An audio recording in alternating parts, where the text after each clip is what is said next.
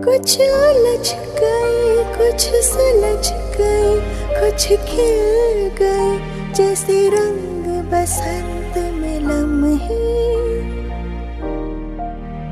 ये लम्हे।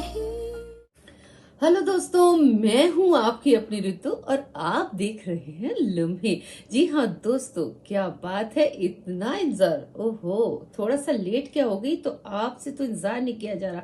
जी हाँ दोस्तों, ये हमारा सीजन 2 और ये है यूथ स्पेशल, जिसमें हम यूथ की किसी न किसी समस्या को, उनके सुनहरे लम्हों को शेयर करते हैं, जिससे हमें एक प्यारा सा मैसेज भी मिलता है। तो आज हम देखते हैं कि हमें किसका मेल आया है। जी ये मेल आया है जयपुर से गीता जी का, और ये कहते हैं कि दीदी, मैं कॉलेज की स्टूडेंट हूँ, कॉलेज सेकंड ईयर की, कॉलेज आया जाया करती हूँ, वो भी बस से।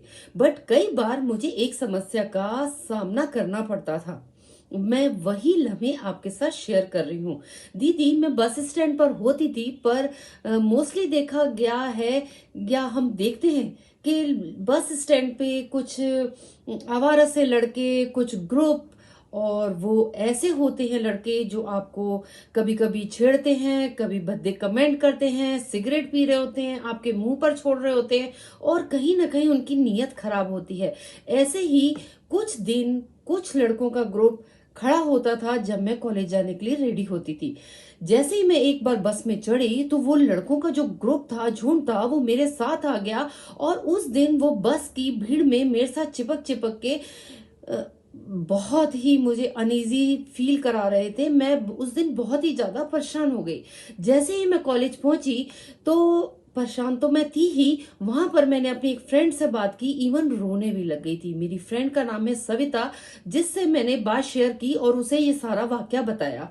उसने मुझे कहा कि गीता, सबसे पहले तुम्हें एक तो उनके सामने कमजोर बन के नहीं दिखाना, बिल्कुल ऐसे दिखाना है कि तुम्हें फर्क नहीं पड़ रहा, तुम एक होशियार लड़की हो।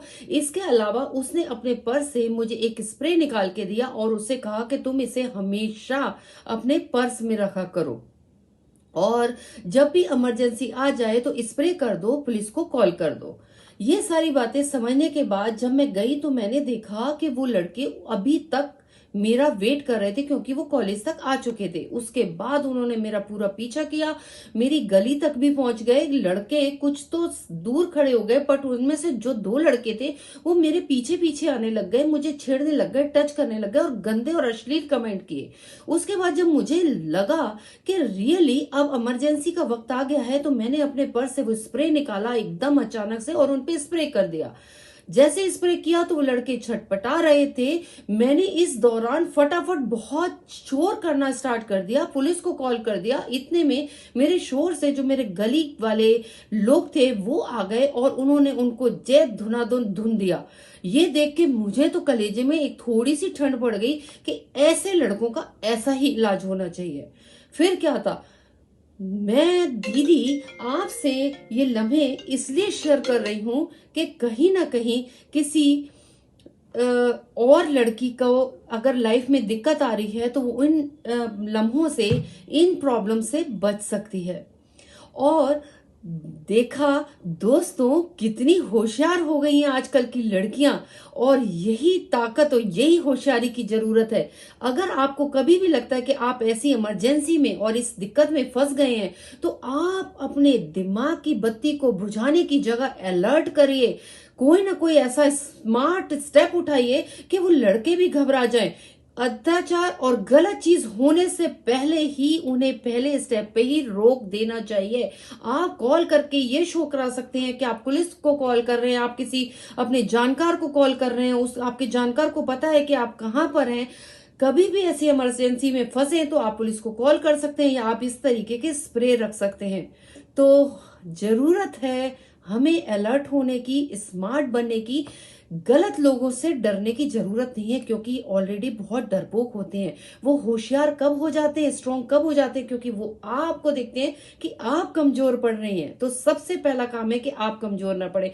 दोस्तों, इसी के साथ इन लम्हों को मैंने तो शेयर किया, पर मुझे इंतजार है आपके लम्हों का। आप जल्दी से जल्दी हमारे साथ कनेक्ट कर सकते हैं, अपने किसी भी तरीके के लम्हे हमारे साथ शेयर कर सकते हैं। हो सकता है ये आपका लम्हा किसी के लिए सीख बन जाए। तो लाइक करते रहिए, सब्सक्राइब करते रहिए और शेयर भी करते रहिए और मुझे देते रहिए अपना प्यार। मैं आपकी ऋतु आपको मिलूंगी यहीं पर। तब तक के लिए सी यू, टाटा, बाय बाय।